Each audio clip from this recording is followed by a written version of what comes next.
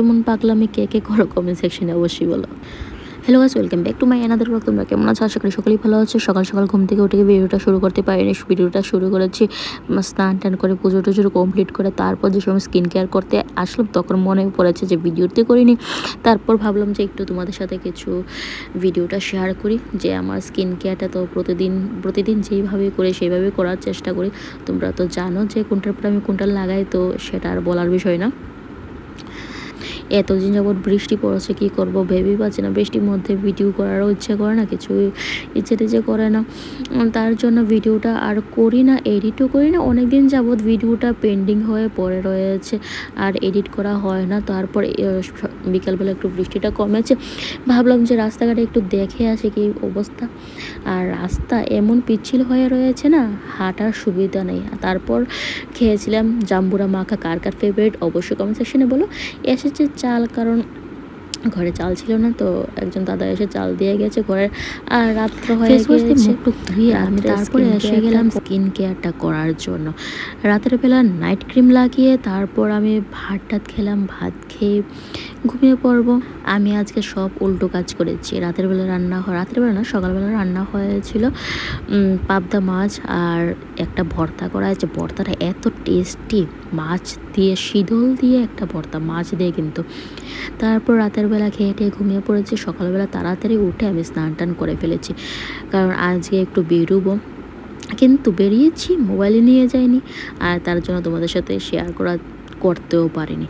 আর দেখো এখন আমার স্কিনটা, তোমরা আগে স্কিনটা দেখো আর এখন স্কিনটা দেখো। তোমরা যদি পার্থক্য বুঝতে পারো, তোমরা অবশ্যই প্লামের প্রোডাক্টটা কিনে নিও। আর ছোটোখাটো পিম্পল তো সবার মুখেই থাকে, সবার মুখে বলতে গেলে আমার মুখে একটু বেশি থাকে, কারণ আমার পেটের কিছু সমস্যা আছে, তার জন্য আমার মুখে পিম্পলটা একটু বেশি থাকে সবসময়। তবুও এই পরিমাণ এখন এই প্রোডাক্টগুলো ইউজ করার পর থেকে আমি নিজে বলছি যে আমার অনেক কিছু উপকার হয়েছে।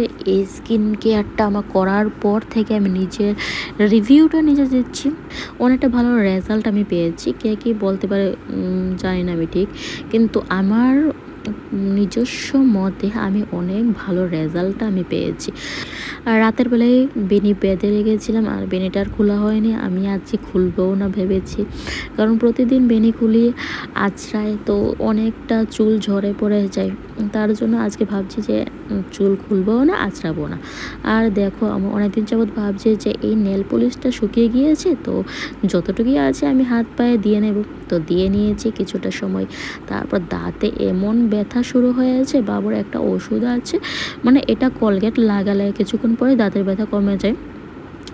তারপর বানিয়ে নিয়েছিলাম চা। আমি সবসময় লিকার চাটা বেশি খেয়ে থাকি, আগে এতটা খেতাম না, তো এখনে আমি লিকার চাটা বেশি ভালোবাসি। কারণ দুধ চাটা খেলে আমার সাথে সাথে গ্যাসের পরিমাণটা এতটা বেড়ে যায়, আমার বুক ব্যথা শুরু হয়ে যায়।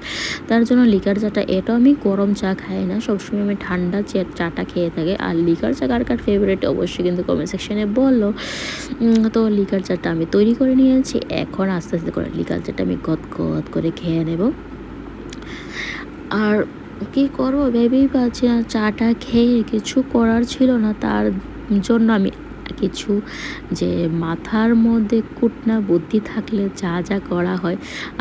আমি একটা ভিডিওর মধ্যে দেখেছিলাম যে নাকের মধ্যে অনেকের যে ব্ল্যাক হেডস থাকে, মানে ছোটো ছোটো যে গুড়ি হয়ে থাকে, সেগুলা যদি তোমরা ফেভিকল কিছুক্ষণ লাগিয়ে শুকনোর পর তোমরা যদি টেনে তুলো, সবগুলো উঠে যায়। আমি প্রমাণ পেয়েছি, তো উঠিয়ে নিয়েছি। এটা হলো মাথার কুবুদ্ধি। তো তারপর রাতের বেলা গিয়েছে কারেন্ট আসার পর খেয়েছিলাম ভাত। আর তোমরা বলতেই পারো যে আলু ভাজা এত পুরা কেন, কারণ আমরা তেল কম দিয়ে খাই।